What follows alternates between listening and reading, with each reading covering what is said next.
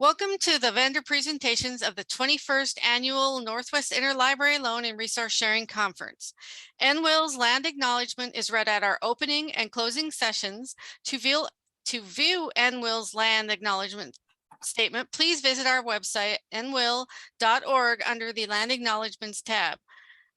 It will be added to the Whova chat. Today's date is September 14th, 2022. And this session is the vendor presentations. And today we have Mike Richens from ExLibris, RapidILL, and Tony Landholt from Research Solutions, Reprints Desk. My name is Pam Kindleberger, and I am the convener for this session. This session is being recorded with the permissions of the presenters. Because they retain the copyright to have the information they are presenting, they may choose to request its removal from public viewing in the future by written request to the NWILL committee chairperson. However, at this time, it is planned that the recordings will be made available once captions have been added. Attendees will be notified when these recordings are available. To turn on live captionings click the CC link at the bottom of the screen and select Show Subtitles. If you have a question during the presentation, please use the Q&A function in Whova, and I will pose these questions to the presenters at the end of their presentation. When the presentation ends, please complete the post survey in Whova located on the conference homepage. NWILL and presenters appreciate your feedback, and we use it to plan our next conference. On that note, I am going to go ahead and turn it over to Mike. Wonderful. Thanks so much, Pam. Let me share my screen. Hi, everyone.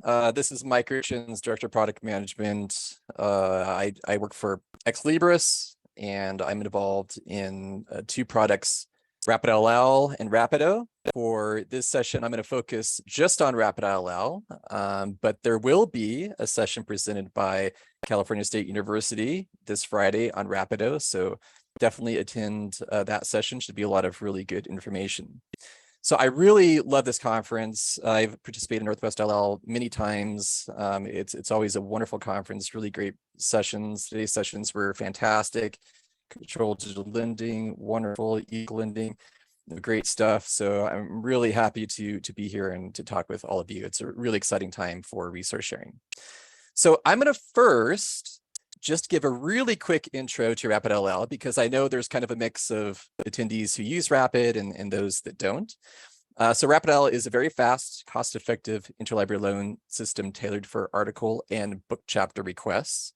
It complements a number of different resource sharing solutions. It works with ILLIA, Tipasa, RelayILL, Clio, Koha, and Alma.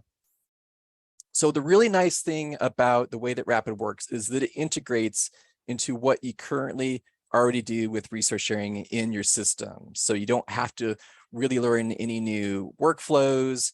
If you have functionality that automates, say, sending article chapter requests to the end user, that works with RapidILL as well. So it sort of functions behind the scenes to support a lot of automated workflows to get things filled very quickly for your users. There is a strong focus on the lending side for RapidILL, and also lending is integrated into whatever system that you are using. And with lending, you work with Rapid to provide holdings files, so we know what you own, what you're able to lend. So you get requests for things that you actually have in your collection, material that you have said is in a collection that you can lend, and everything comes in with a call number, location, or URL to get to that electronic resource. On the Rapid side, what we do is lender identification and smart request routing. We do a lot of load leveling, and also includes some time zone awareness in our routing to both get requests evenly distributed out amongst lenders in the system, while also routing based on time zone to get things filled for you very quickly. And another key component of RapidILL is that all requests are reciprocal. There are no charges between libraries. So what does this mean in terms of numbers? We have 600 members worldwide, over 20 countries. The fill rate in RapidILL is over 95%. The average field turnaround time is less than 10 hours on average. And right now, around 2 million requests are being processed through the Rapid system annually. So I always say that Rapid is sort of an equal part technology, well, actually part technology, but a better part, larger part, the folks that actually do the work. And so the system improves when new libraries join Rapid. And we've seen a lot of growth over the past 2 years. In fact, we've seen over 250 libraries join Rapid since the pandemic. And if you look at the map here, a lot of new libraries in new regions. So for example, a lot of libraries now in the EMEA region. We now have over 40 libraries participating from the UK. We just had a library join in Egypt. In APAC, we just had a library join in Japan, our first Japanese library. And also we had within the past year, the first libraries join in Latin America. So it's really becoming more of a global service. So everyone that joins has unique collections, contributes to the overall collective collection, and you see the match rate increase and the turnaround time actually decrease over time. So I want to provide a few updates, and one of those updates is new RapidILL pods. So RapidILL pods are configured to support resource sharing between pod members. Now, when a library joins Rapid, they participate usually in multiple pods, but we do have specific pods for library groups, consortia, or just a group of libraries that say, hey, we want our own representation in Rapid. So we now have an Orbis Cascade Alliance pod. I'm sure there are a lot of Alliance members in the audience today. We now have a Western Regional Storage Trust pod that just launched within the past couple months.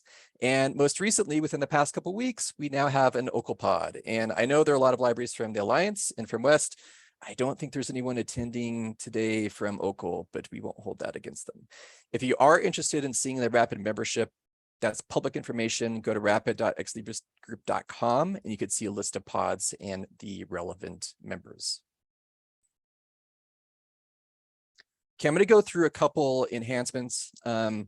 One is that there is now an enhancement for the lending off times. So lending off times is where you could go in as a Rapid library and schedule dates for your lending to be offline. Before this enhancement was all or nothing. So if you shut your lending off for a period of time, it's going to shut off everything that you participated in RapidILL. Now you could actually go in and schedule your lending to be offline for specific formats. So let's say that for some reason you no longer have physical access to your library, at least temporarily. You could go in and schedule your lending to be offline for your print collection for a period of time. So this is something that a lot of libraries have asked for. Now it's easy to do on your own, on your end, via the lending off times page. Another thing to mention, going back to the Rapido products, RapidILL is fully integrated within Rapido. You'll hear about it in Friday's session, but I just want to note that we now have a large group of libraries that are using Rapido with RapidILL. Over 50 libraries are now live with Rapido, and all those libraries are currently using RapidILL through the Rapido platform, which fully supports both borrowing and lending with RapidILL. RapidILL is the backbone of the document delivery service of Rapido. And we also have an integration with Koha. So if you are a library that is using Koha, you could actually use an integration with RapidILL directly via the Koha platform. We have one library using that, University of Hertfordshire in the UK. I also want to provide an update for our open access service. So with RapidILL, one thing that we do is when you submit a borrow request, we do check to see if your material is available through open access. If we do find that it is available, our process will automatically download the file, process it, deliver it to you with a very fast turnaround time of around 2 minutes. And you could see those requests are filled via the lender open when you look at your statistics. One thing that happened was that we were initially harvesting this open access metadata ourselves. We created our own database that came out of a number of different OA sources, but we found that it was relatively difficult to sort of upkeep, maintain. we were finding that we started having some support issues with libraries that said, hey, this isn't what our user requested, or this is only the abstract. So recently, we actually moved over to use UnPaywall data. So UnPaywall is a nonprofit that has its own open access database of sources, and we're using that data to fulfill the OA request processing for RapidILL. So that's new, and that has actually increased the match and the success of this particular process in the Rapid system. We're seeing fewer support cases using the newer data or the UnPaywall data. And just so you know, around 2.5% of all requests sent to Rapid are filled through open access. I now want to talk about a couple partnerships. One is our partnership with Internet Archive. Internet Archive joined Rapid last year. We ran a pilot with them. The pilot initially was about 12 libraries and ended up growing to be over 80 libraries within a few weeks. It grew really quickly. And they've been a very successful addition to RapidILL. So as a RapidILL member, you could opt in to have the Internet Archive as a potential lender for article and chapter requests. They are very fast. They actually don't have this process automated. They literally do have staff that go out and get these requests, manage them, upload the file, deliver them to our RapidX service. So there's always someone in an archive that's actually managing these requests, but they are able to fill these requests usually within 15 minutes. And they have staffing like strategically located across the globe, so they have 24/7 fulfillment. So far, just this year, they've filled over 44,000 requests with a 96% fill rate. Very fast turnaround time again. Just in the month of March, they filled over 6,000 requests. So they've been, again, a really wonderful addition to the Rapid community. It's an opt-in service. So if you are not using an archive right now with your with Rapid, let me know, send me a note. I'll get you signed up. So this partnership, Research Solutions / Reprints Desk, is wonderful. You're going to hear from my friend and colleague Tony after I talk today. We've been working with Reprints Desk for many years now, and it's an option for your RapidILL service. So you can choose to have Reprints Desk / Research Solutions as a last resort supplier for your Rapid requests, meaning that if a request goes through all potential suppliers for that in the Rapid system, then it could potentially be routed to Research Solutions for request fulfillment. And they're also very fast. Requests are generally filled within 2 hours. It's fully integrated into your existing Rapid workflows, so it facilitates automated delivery to the end user. So if you're interested, definitely reach out. We'll work with you to get this process set up. Okay, I do want to end on an update on a recent initiative. Resource sharing librarians are just wonderful in all, in many different ways. One way is how they contribute to the community. And we've had a couple really nice initiatives lately. One was the COVID-19 initiative in 2020. And more recently, we asked the community, would they be willing to participate in an initiative for Ukraine?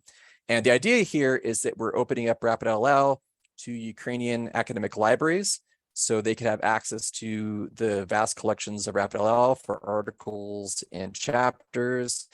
So far, we've had 40 libraries take advantage of this initiative and have signed up for Rapid accounts. And since March 28th, we've seen several hundred requests placed and processed. So it's been a very successful initiative. And I do want to thank everyone in the RapidILL community. You don't have to sign up for this initiative. Everyone is by default set up to lend to these libraries. And I just want to thank you for your contributions. It's been a really great success. Okay, so I want to end up on a couple of notes. One is that we do have a research sharing community platform that we put together last year. We didn't create the platform, but we got it going. And it's vendor neutral, so feel free to go to dialogue.circle.so, create an account, and have conversations with a bunch of different folks about anything related to resource sharing. Doesn't have to be related to Rapid, doesn't have to be related to ExLibris products. All sorts of conversations happen through this platform. And I think you'll likely have access to the slide deck, but we have a lot of information online at these links. And you are always welcome to reach out to me directly. Feel free anytime you want to talk. I'm always available. Here is my email address, and thank you so much. It's again, this is a wonderful conference. Very happy to be involved and have a chance to talk with all of you. And I'm very excited to introduce my friend and colleague. I'm going to pass it over to Mr. Tony Landalt of Research Solutions. So take it away, Tony. Thanks, Mike. You're always a tough act to follow. You know that, right? That's funny. I try. They are. So anyway, hello, everyone. Thank you for sticking around. I know it's the end of your day for most of you, so I will get through this fairly quickly. And if there's questions at the end, that'll be great. And if not, maybe you'll stick around for the vendor tables, I believe, at the, believe at 20 after the hour. So with that being said, I just want to say quickly, thank you to the NWILL folks for inviting me. Always love this conference, always been a joy to be a part of it. And I always look, hopefully one day we'll be able to meet in person. So for the next several minutes, I'm going to talk about our service. Once again, Reprints Desk/Research Solutions. Just so I can clear this up, it's slowly transitioning its name. For somebody like myself who joined this company back in 2007 and I was employee number 9, it's always Reprints Desk. But over the last year, we're slowly rebranding and it's being called Research Solutions. So bottom line, it's still the same company. For somebody like me, it's always going to be Reprints Desk. For somebody new, it's going to be Research Solutions. So just real quickly, our biggest growth here at Research Solutions is the academic service. It is the one that is gaining the most traction. It's actually gaining on the corporate side of things. It probably will never get to that side of things, but we've definitely seen a lot of growth over the last several years, and especially with the partnerships that I'm going to be talking about here in a minute. Once again, the core thing about what we do, especially for those of you out there who are maybe not sure, because I did see some of the things on the private messages that were sent to me over the last few days, like, what do you guys do? The core group of what we do is we do 2 things. We are a document delivery provider. That's really the bread and butter of what we do. We have access to better than 875,000 books. That list is growing. We expect probably by the end of the year, beginning of next year, we'll have access to better than 1 million books. Keep in mind, we don't loan books, but we can grab the chapters from those books and have them delivered to you quickly, efficiently, and copyright clear. We have better access to better than 40,000 titles, and I'll show you some of those publishers here in a minute. The average cost is around $29. That includes some of the lower volume, lower price publishers out there and the higher price publishers. So that's our average across the board. And our turnaround time is really minutes to seconds on those 40,000 titles. And I'll dive a little bit further into that. But if it's something that we can pull off a publisher's collection, we can have that delivered to you within seconds. And for some of you out there who use our service today, you'll know how quick we can be with that. Here are the really big things and the big publishers that we work with. All these in front of you are the ones that we get the most academic requests for. We have negotiated rates with all the publishers, so we're able to get academic discounts for them. We have seamless integration, so we'll talk about that in a minute. And the biggest thing is we have no embargoes. Publishers open up everything to us, from their journal titles to their book chapters.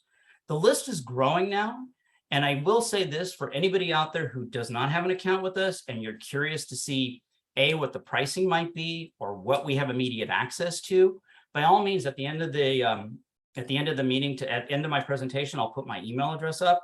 You can definitely reach out and you can definitely get a free account. There's no obligation. We have many universities out there who have accounts with us who go maybe a year, maybe 18 months without ever using it. And then they'll circle back to me and ask me if the account's still active. And generally it will be. And then all of a sudden they decide that they want to start using one of these services in front of you. So the core of our service is you can order articles one-off by using our website. We have probably anywhere around 10 to 12% of our academic clients go in and just put a DOI number in the slot, or a PubMed ID, or they actually fill out the form, they check pricing, and at that moment they can click on the button, and then it's just business as usual, and they can order a one-off article. I noticed that a lot of reference librarians have accounts like this at their desk. When a faculty member comes in and asks for something, we can deliver this to you. But of course, the big four key are, in the world that we all live in, is my colleague Mike Richin with Rapid. We work with Iliad, the Atlas folks, Tapasa, and our friends Mark Sullivan at the IDS project. So the key here is, if you use any of these four and you're interested in possibly using us, two things to keep in mind. One, to integrate with all four of those costs you nothing on our end. It's free to set up. Now, all four of these take various times. Tapasa takes usually 15, 20 minutes. Atlas anywhere from a half hour to an hour. Rapid anywhere about an hour. IDS project maybe an hour, maybe an hour and a half. It really depends how tech savvy you are and basically how you want to have this all set up, but it's easy to do. So if this is something that intrigues you and you want to have this set up, once again, reach out to me. We set you up with a free account. We get you configured. We work with all four of these vendors to get you set up. And at that point, you're good to go.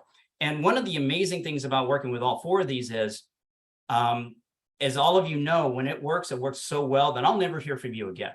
I know that sounds kind of, I don't know, maybe that sounds like unrealistic, but it's true that it works so well that I will not hear from a client for 2 years, or maybe even 3, because it just constantly works and it fulfills their needs. And we have universities who use this service. Well, they use it like every day, and they order thousands upon thousands of dollars a month worth of requests. And we have other universities who just use this once in a while. And the ones who use this once in a while are the ones that really utilize our print sources from around the globe. We have 2 different levels of print sources that we can utilize. And what I mean by that is, we have our standard form where if you send us, if anybody's ever used us, you'll get a notification that says that we need to go beyond this to possibly fill this article from a different source, meaning a print source. And we usually ask for approval because we have caps on your requests. So we're not going to sit there and blindly fill a $90 article for you. Most of the time, we're going to need your approval to fill these. But we also have bells and whistles set up in place that we can get articles from around the globe. We work with many third-party vendors. We work with many institutions across the land to fulfill these needs and get these articles to you as quickly as possible. And if you look on the screen, you see the British Library. That is actually our best relationship out of the group there. And I mean that in saying that the British Library has basically told us that we're their #1 client. We send them the most article requests on a daily basis. And our turnaround time with them is usually anywhere from 24 to 36 hours, and it's usually pretty timely and efficiently, and we deliver the PDF. And we try to have it the lowest cost possible. We are in talks with them to make this even more efficient, and we see the need there. We also have another service that is on top of all this called Academic Advanced, which is we have 2 dedicated people on our team where all they really do is go to the ends of the earth to try to find something for you, to use their sources to maybe even reach out to authors. And what's been amazing to me to watch this over the several years is how this service, even before the pandemic, has continued to grow.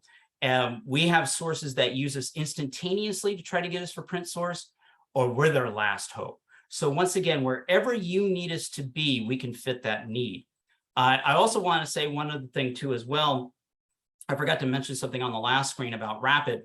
We will be a part of RapidILL. We're in the midst of finalizing the app and getting that all set up. And I guess there's a discussion on Friday. And I think Megan will probably be mentioning that too as well, along with the CSUs. So want to keep that in the back of your head because it was something I just simply forgot until now.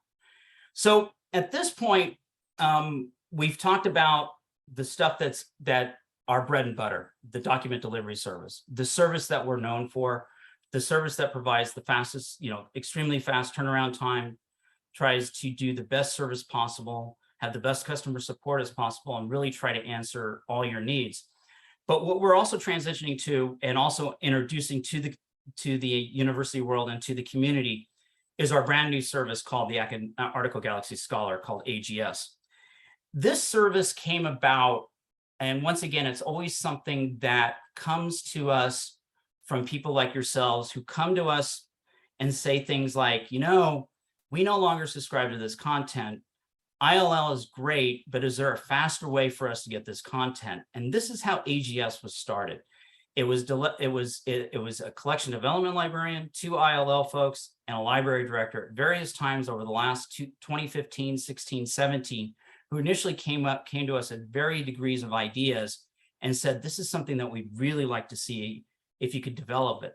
So the idea is a workflow solution that is enabling you to provide to the ability to limit the number of requests per person, control who gets ILL, and to make changes quickly. And really one of the goals here is really this screen here. And I think this is the one that I'll spend a little bit of time explaining, because even though it sounds complex, it actually really isn't that complex, because we've noticed now as we've gotten into a rhythm of signing up clients that this usually takes anywhere from an hour to 2 hours to get you configured, especially depending what your journal titles are.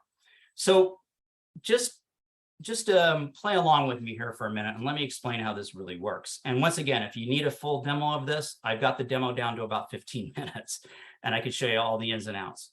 But the idea is very simply, we're a little bit upstream of interlibrary loan and downstream from your link resolver. So a user comes in, and let's suppose he is a faculty member at a major university, and he types in a request. And if the article request that he wants is an unpaywall integration, that article will pop up in the browser instantaneously, and it's free, and the user's off and is satisfied and he's on his merry way.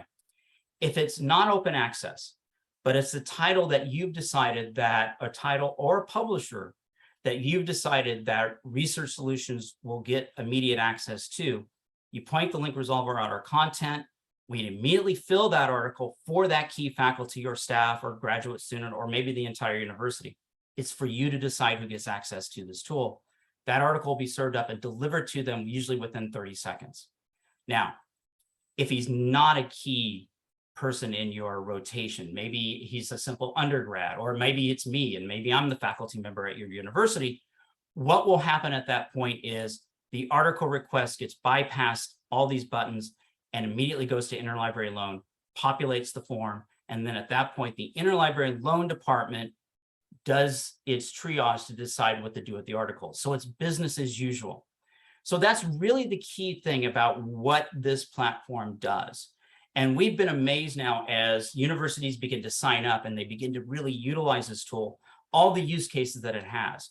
It's really a seamless, it's fast, and it may not be a subscription, but it's the closest thing to that, knowing that you can satisfy key faculty 24 hours a day to fulfill their needs, and also give them limits in the sense that you can give a faculty member 10 requests, 5 requests, 20 requests, or you can have the first 5 of those requests go to interlibrary loan because you believe in the Contu and the rule of 5, and anything from 5 to 15 can go to Research Solution to fill, and then after 15, it goes back to interlibrary loan. So there's different ways that this tool is being utilized, all the while incorporating open access. We have supplement checker, we have a duplicate checker. And one of the beautiful things about the open access filter that it provides for you is the simple fact that after we even deliver that article to the end user, when we go back to pay the royalty for that article, if we find that that article is free, we'll zero out the invoice. So there's a lot going on with this tool, but once again, it's not complicated, it's seamless. And we've seen universities open this up to the entire campus where they have a certain package that they no longer have access to, that they've downsized, but they want to provide instantaneous access to key folks, or like I said, the university, they'll have that. But if there's just maybe 25 faculty members, and that's all you want to give access to this platform for, you can do that. One of the very interesting tools that we've seen with this platform is for the simple fact that even universities are utilizing it just for new titles. They're seeing the traction of it, and if a faculty member comes to you, I heard this the other day, faculty member comes to a collection development person or an interlibrary loan folks and said, I need to subscribe to this. So instead of subscribing to it, you put it in the platform to see what kind of traction there is. So the next to the last screen here is, these are really the 5 takeaways for the platform. saves time, valuable staff time, so the folks can get on and do what's really important to them, knowing that we can take care of this stuff instantaneously for you. Provides fantastic usage statistics. That's really key for a lot of universities, especially as they're trying to figure out what packages they might need to downsize on or possibly add, because we can provide those for you. Limits and controls and costs. Once again, another huge key to this platform, because you're trying to figure out, you don't want to overspend. If you have a faculty member who maybe ordered 25 articles and hit his peak, you cut him off. Or if somebody like myself who hardly ever uses it, you could take away from me and add it to somebody else. All these are at your control. Improves user experience. No dead ends. It gives you an opportunity to continue the workflow and continue that workflow where they'll be able to still get their articles. And also it expands and fills search results.